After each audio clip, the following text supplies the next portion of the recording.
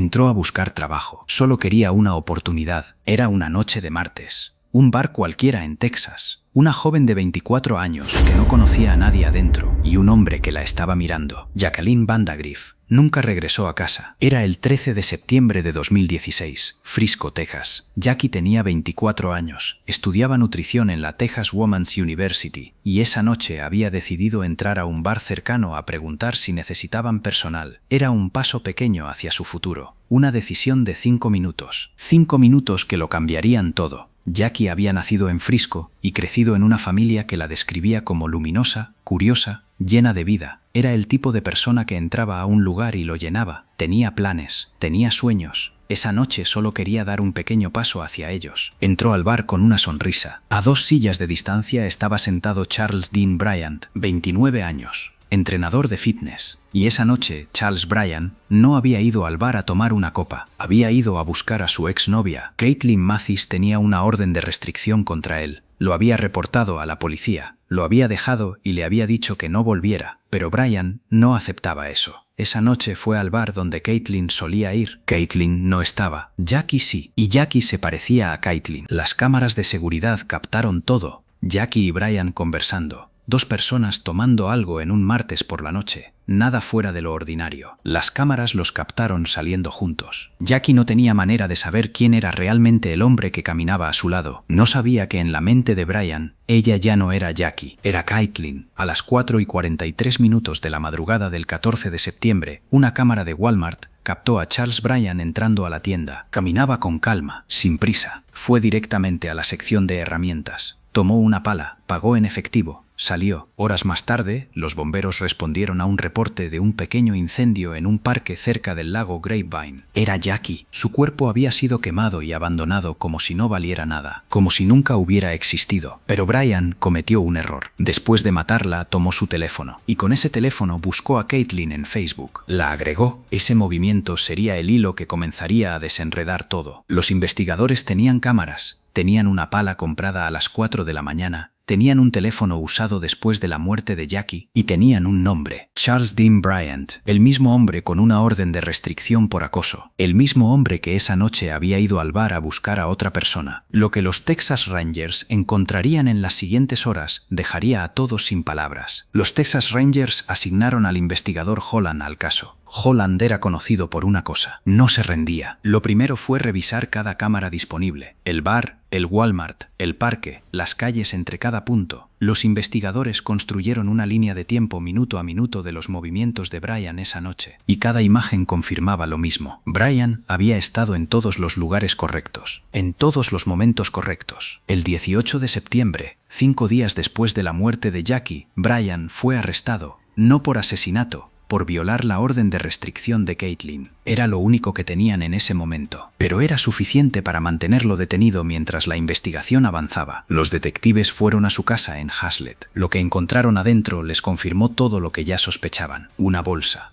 bridas de plástico, cabello, herramientas y algo más. Una pistola eléctrica con el ADN de Jackie. Los investigadores también encontraron un cuchillo. Las pruebas dieron positivo para sangre. Bryant había intentado limpiar. Había intentado borrar todo rastro. No fue suficiente. Holland solicitó una entrevista formal. Bryant aceptó. Entró a la sala de interrogación con la misma calma con la que había entrado al Walmart a las 4 de la mañana. Holland comenzó despacio. ¿Dónde había estado esa noche? Si conocía a Jackie. Bryant respondió con evasivas. Cambió su historia 3 veces. Primero dijo que no la conocía. Luego admitió que habían hablado en el bar. Luego dijo que se habían separado en la calle. Holland lo dejó hablar, lo dejó contradecirse, lo dejó construir una versión que las cámaras ya habían destruido. Y entonces Holland puso las imágenes sobre la mesa. Bryant en el bar, siguiendo a Jackie con la mirada. Bryant en el Walmart, comprando la pala. Bryant en el parque. El teléfono de Jackie usado después de su muerte. La cuenta de Caitlin agregada desde ese teléfono. Bryant miró las imágenes en silencio. Holland habló con calma. Tenemos todo. Las cámaras, el ADN, el teléfono. Solo necesito que me digas qué pasó. Hubo un largo silencio, y entonces Bryant dijo las palabras que cerrarían el caso. No puedo luchar contra esto. Claramente soy yo. 6 palabras. Sin emoción, sin arrepentimiento. La misma frialdad del Walmart, la misma frialdad del parque. Fue formalmente acusado de asesinato en primer grado. La familia de Jackie recibió la noticia en silencio. No era alivio lo que sentían, era el peso de saber que su hija había muerto confundida con otra persona, que había entrado a un bar a buscar trabajo y había encontrado a alguien que ni siquiera la veía a ella. Los padres de Jackie se prepararon para un largo camino. Un camino que comenzaría en una sala de tribunal en abril de 2018. El juicio de Charles Dean Bryan comenzó en abril de 2018, pero antes de que el jurado escuchara una sola palabra, los fiscales ya sabían algo importante. Este no era un crimen de impulso, era un crimen de obsesión. Los investigadores habían reconstruido los meses anteriores a la muerte de Jackie. Bryan había estado siguiendo a Caitlin durante semanas, la llamaba, la buscaba, aparecía en lugares donde sabía que ella estaría. La orden de restricción no lo había detenido. Caitlin vivía con miedo, y esa noche, cuando fue al bar y no la encontró,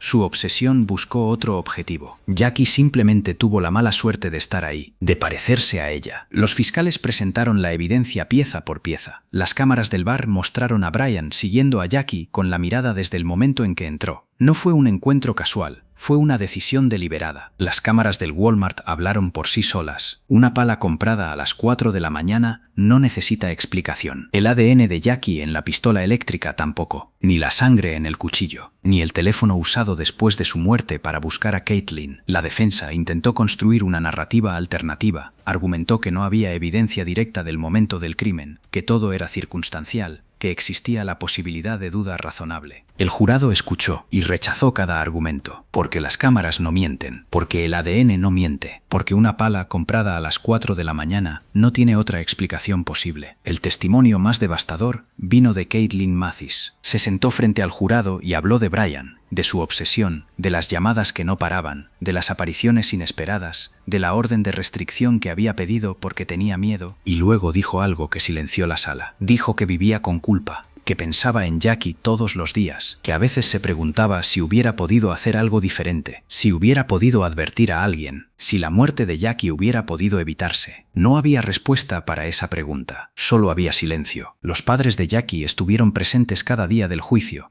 escucharon cada detalle, vieron cada imagen, vivieron cada momento de lo que le había pasado a su hija. Lo hicieron por Jackie, porque Jackie merecía que alguien estuviera ahí. El jurado deliberó, y cuando regresó a la sala, el veredicto fue unánime. Culpable. Culpable de asesinato en primer grado. Charles Dean Bryan fue condenado a cadena perpetua. No sería elegible para libertad condicional hasta el año 2046. Tendría más de 60 años antes de que pudiera siquiera solicitar salir. Bryan no mostró ninguna emoción cuando se leyó la sentencia. La misma frialdad del Walmart, la misma frialdad del parque, la misma frialdad de alguien que nunca había visto a Jackie como una persona, solo como una sombra de alguien más. La familia de Jackie salió de esa sala con algo. No era paz, no podía serlo, pero era la certeza de que el sistema había funcionado, que el nombre de Jackie había sido pronunciado en una sala de tribunal, que su vida había importado, y que el hombre que la había apagado pagaría por ello. Pero la historia de Jackie Vandagriff no termina en esa sala, porque su caso dejó una pregunta abierta que ninguna sentencia puede responder. ¿Qué pasa con las mujeres que viven con miedo antes de que ocurra lo peor? Caitlin Mathis había hecho todo lo correcto. Había reportado a Bryan a la policía, había obtenido una orden de restricción, había seguido cada paso que el sistema le indicaba. Y aún así, una mujer había muerto. No Caitlin, Jackie, una joven que no tenía nada que ver con Bryan, que nunca lo había conocido, que esa noche solo había entrado a un bar a buscar trabajo y había encontrado a un hombre que la miraba sin verla. Las órdenes de restricción son papeles. Papeles importantes, papeles necesarios, papeles que a veces salvan vidas, pero también papeles que no pueden detener a alguien que ha decidido ignorarlos. Bryan había violado la orden de restricción de Caitlin múltiples veces antes de esa noche. Había aparecido en lugares donde no debía estar, había hecho llamadas que no debía hacer. El sistema lo sabía, y aún así estaba libre. Libre para entrar a un bar, un martes por la noche, libre para mirar a Jackie. Esta es una realidad que miles de mujeres en Estados Unidos conocen demasiado bien. Conocen lo que significa tener miedo de alguien que sigue en libertad. Conocen lo que significa reportar, documentar, obtener papeles y seguir sintiéndose en peligro. Conocen el espacio que existe entre lo que el sistema puede hacer y lo que realmente necesitan. El caso de Jackie Vandagriff no generó cambios legislativos inmediatos. No hubo una ley con su nombre, no hubo reformas nacionales, pero sí generó conversaciones. Conversaciones sobre cómo se manejan las órdenes de restricción, sobre qué pasa cuando alguien las viola repetidamente, sobre el espacio peligroso entre el primer reporte y el momento en que el sistema actúa con suficiente fuerza. La madre de Jackie habló públicamente después del juicio, no con rabia, con claridad. Dijo que su hija había entrado a ese bar sin saber nada, sin saber que a 2 sillas de distancia había un hombre cuya obsesión lo había llevado hasta ese lugar, sin saber que ese hombre la miraría y vería a otra persona, sin saber que esa noche sería la última. Jackie no era Caitlin. Jackie era Jackie, 24 años, estudiante de nutrición, una joven que quería trabajar, crecer, construir su vida, y merece ser recordada como ella misma, no como una víctima equivocada, no como un daño colateral de la obsesión de otro, sino como Jackie Vandagriff, una persona completa con una vida completa que fue interrumpida por alguien que nunca la vio. Caitlin Mathis carga con algo que ninguna persona debería cargar, la culpa de sobrevivir. La pregunta de si algo diferente hubiera cambiado el resultado, esa pregunta no tiene respuesta, pero sí tiene un peso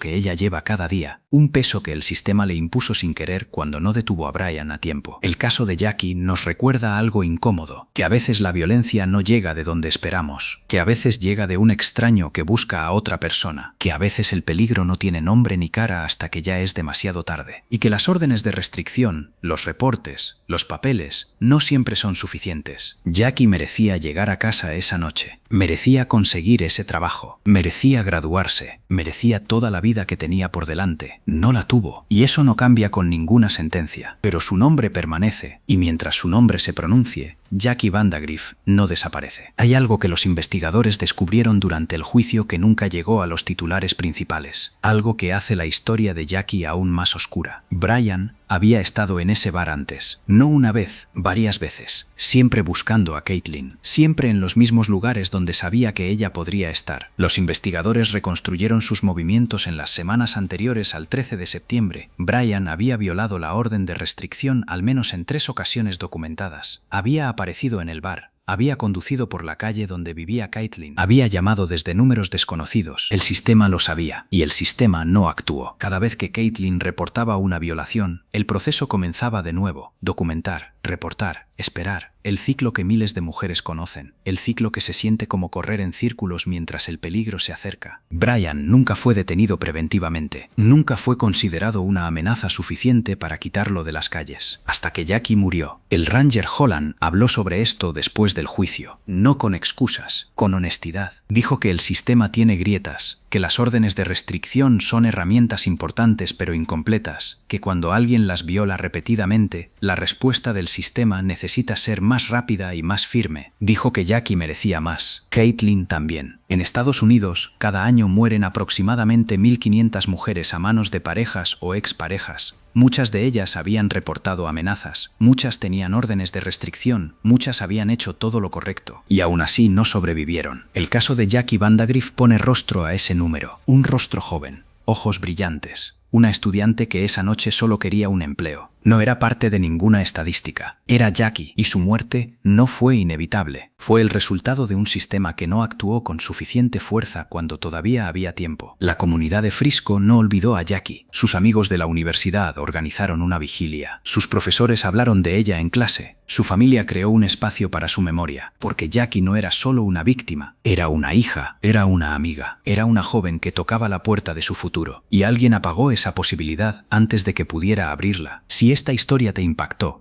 si te hizo pensar en las mujeres que viven con miedo y en las que nunca tuvieron la oportunidad de tenerlo, dale like a este video y suscríbete al canal. Cada historia que contamos es un nombre que no se olvida. Cada nombre que pronunciamos es una vida que importó. Jackie Vandagriff importaba. Caitlin Mathis importa. Y las miles de mujeres que hoy viven en situaciones similares también importan. El sistema que falló a Caitlin y a Jackie necesita ser mejor. No mañana, hoy. Pero para entender completamente el impacto de este caso, hay que mirar más allá de Texas. Hay que mirar a las comunidades que conocen este miedo de cerca, a las familias que navegan el sistema en un idioma que no es el suyo, a las mujeres que no saben cómo reportar o que temen hacerlo. Su historia también forma parte de la historia de Jackie. En Estados Unidos, las órdenes de restricción existen en los 50 estados, pero no funcionan igual en todos. En algunos estados, violar una orden de restricción es un delito menor, en otros es un delito grave, en algunos la policía puede arrestar inmediatamente, en otros necesita evidencia adicional, en algunos los registros se comparten entre condados y estados, en otros no. Brian violó la orden de restricción de Caitlin en el condado de Tarrant, Texas, y siguió libre. Esta inconsistencia no es un accidente, es el resultado de décadas de legislación fragmentada, de sistemas que no se comunican entre sí, de recursos insuficientes para dar seguimiento a cada caso. Y las comunidades que más sufren estas grietas son las más vulnerables. Las comunidades inmigrantes conocen esto de cerca. Una mujer que llega a Estados Unidos desde México, desde Guatemala, desde El Salvador, desde cualquier país latinoamericano,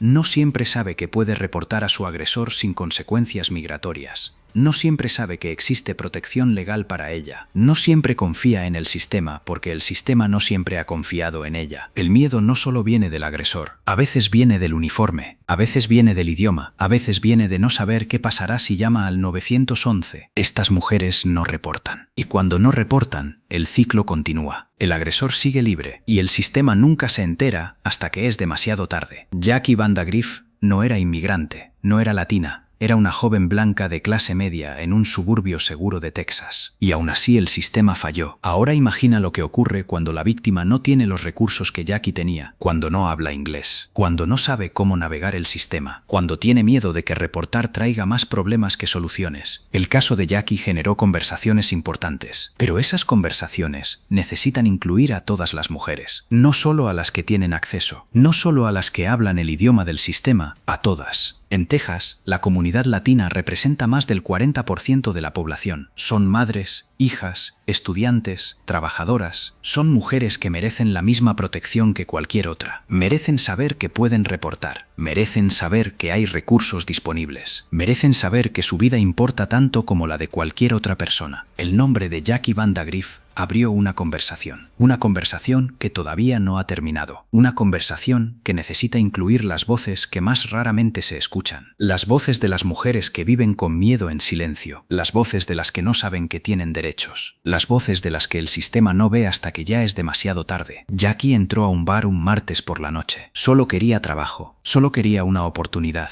merecía tenerla. Y mientras contamos su historia, recordamos que hay otras historias que nadie cuenta, otras Jackies que nadie conoce. Todavía, Charles Dean Bryant está en prisión, lleva años ahí, y Caitlin Mathis lleva los mismos años cargando algo que no debería ser suyo. La culpa de sobrevivir es una de las cargas más pesadas que existe. No tiene lógica, no tiene justicia, pero existe. Caitlin hizo todo bien, reportó, obtuvo la orden, siguió cada paso que el sistema le indicó, y aún así una joven murió. Una joven que no tenía nada que ver con Bryant. Una joven que esa noche simplemente estaba en el lugar equivocado. Caitlin no tiene culpa, pero la culpa no necesita lógica para existir. Los psicólogos tienen un nombre para esto: síndrome del sobreviviente. La sensación inexplicable de que debiste haber hecho algo diferente, de que tu existencia costó la vida de otra persona, de que el mundo habría sido mejor si el destino hubiera elegido otro camino. Caitlin habló en el juicio, dijo la verdad, y con esa verdad ayudó a condenar al hombre que mató a Jackie. Eso tomó valentía, una valentía que no siempre se reconoce porque el foco estaba en Jackie, como debe ser. Pero Caitlin también es parte de esta historia. Es la mujer que reportó, que hizo lo correcto, que vivió con miedo y aún así no se quedó en silencio, y que ahora vive sabiendo que su historia y la de Jackie están unidas para siempre. La familia de Jackie también carga su propio peso. Sus padres hablaron después del juicio. Dijeron que ninguna sentencia devuelve a una hija. Dijeron que la ausencia de Jackie se siente en cada cumpleaños, en cada graduación que no ocurrió, en cada momento cotidiano que de repente tiene un agujero en el centro. Dijeron que aprendieron a vivir alrededor del dolor, no a superarlo, a vivir alrededor de él, porque el dolor de perder a un hijo no desaparece, se convierte en parte de ti y aprendes a cargar con él, un paso a la vez, un día a la vez. La Texas Woman's University, donde Jackie estudiaba, creó un espacio en su memoria. Sus compañeros de clase la recordaban como alguien que siempre tenía algo que decir, que hacía las clases más interesantes, que era de esas personas que cuando faltaban, la sala se sentía diferente. Así era Jackie. No una estadística, no un titular, una persona que llenaba los espacios con su presencia y que dejó un vacío del mismo tamaño cuando se fue. Brian nunca entendió eso. Nunca vio a Jackie como una persona. La vio como un sustituto, como una sombra de alguien más. Y esa incapacidad de ver a las mujeres como personas reales no es exclusiva de Bryant. Es un patrón